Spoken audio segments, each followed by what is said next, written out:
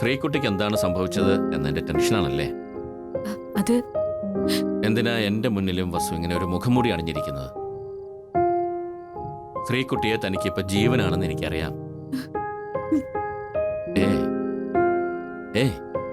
മോൾക്കൊന്നും സംഭവിക്കില്ല. മോളെ ഉടൻ കണ്ടെത്തും. ഞാൻ DSP വിളിച്ചിരുന്നു. വേണ്ട ഏർപ്പാടുകളൊക്കെ ചെയ്തിട്ടുണ്ട്. പേടിക്കണ്ട. അപ്പോ മോൾക്ക് അവളെ വേഗം കണ്ടെത്തുമല്ലേ? പോലീസ് ഊർജിതമായി അന്വേഷിക്കുന്നുണ്ട്. താമസിയാതെ മോളെ നമുക്ക് തിരിച്ചു കിട്ടും. ഞാനാ പറയുന്നത്. വിഷമിക്കാതെ.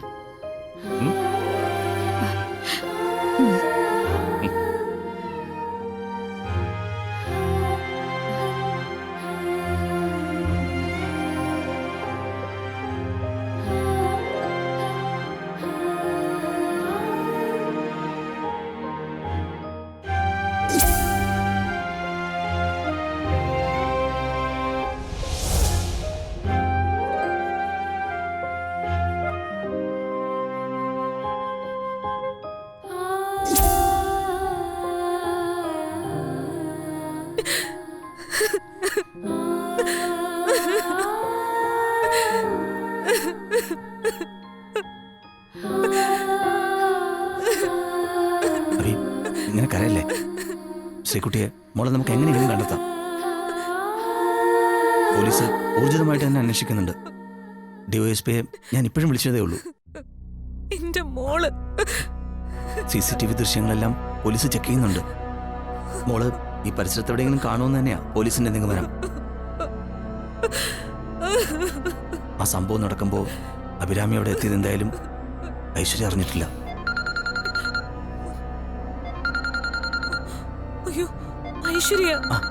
നീ കോൾ എടുക്ക്. കാര്യം എന്താണെന്ന് അറിയാലോ. ഹലോ, ഓഫീസിൽ എത്തേണ്ട സമയം കഴിഞ്ഞല്ലോ. അത് ഞാൻ ഇന്ന് ആ കണക്ക് സെറ്റിൽ ചെയ്ത് തരാമെന്ന് ജാസ്മിൻ ഏറ്റിരുന്ന ദിവസമാ. മാഡം, എനിക്ക് സുഖമില്ല. സുഖമില്ലേ? അത് നന്നായല്ലോ. എന്നാ അക്കാര്യം എന്താ എന്നെ മുന്നേ അറിയിക്കാഞ്ഞേ? അത് മാഡം, ഒരു എക്സ്ക്യൂസും എനിക്ക് കേൾക്കണ്ട. ആ അക്കൗണ്ട് എനിക്ക് ഇന്ന് സെറ്റിൽ ചെയ്ത് കിട്ടണം. അത്യാവശ്യം. മാഡം, അത് പിന്നെ ഞാൻ പറഞ്ഞത് കേട്ടില്ലേ? ജോലി നഷ്ടപ്പെട്ടിട്ടുണ്ടെങ്കിൽ വേഗം ഓഫീസിൽ വരണം. മനസ്സിലായോ?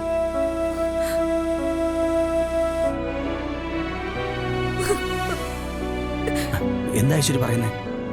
ഞാൻ ഇപ്പൊ തന്നെ ഓഫീസിൽ ചെല്ലണമെന്ന്. ഇല്ലെങ്കിൽ ജോലി നഷ്ടപ്പെടുന്ന ഐശ്വര്യയുടെ ഭീഷണി. അരുൺ, എനിക്ക് എന്റെ മോളേക്കാൾ വലുതല്ല ഈ ജോലി. ഇപ്പൊ അങ്ങനെ ചിന്തിക്കാതെ. മോള് ഉടനെ തന്നെ തിരിച്ചെത്തും. അഭി, ഇപ്പോഴത്തെ അവസ്ഥ അറിയാലോ. തൽക്കാലം ഈ ജോലി കളയണ്ട. അഭി, വിഷമമുണ്ട്, ശരിയാ. എങ്ങനെയെങ്കിലും അഭി ഓഫീസിൽ പോകാൻ നോക്ക്. ഞാനല്ലേ പറയുന്നേ.